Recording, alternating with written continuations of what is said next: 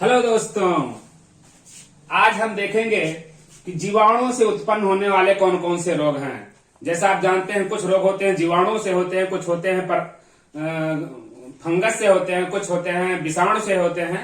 तो यहाँ पर हमारे पास एक ट्रिक है कि जीवाणु से होने वाले रोगों की पहचान हम कैसे करेंगे। हमारे पास ट्रिक है, पंडित का टीका न्यू है।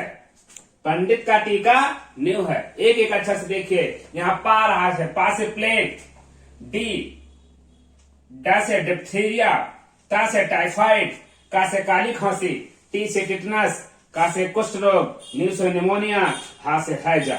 एक बार फिर से देखिए। पा से प्लेग, डी से डिप्थीरिया, ता से टाइफाइड, का से काली खांसी, का से टिटनस, कुष्ठ, न्यू से निमोनिया, हा से हैजा। ये आपको कभी भूलना नहीं है। एक बार में। नमस्कार, जय हिंद।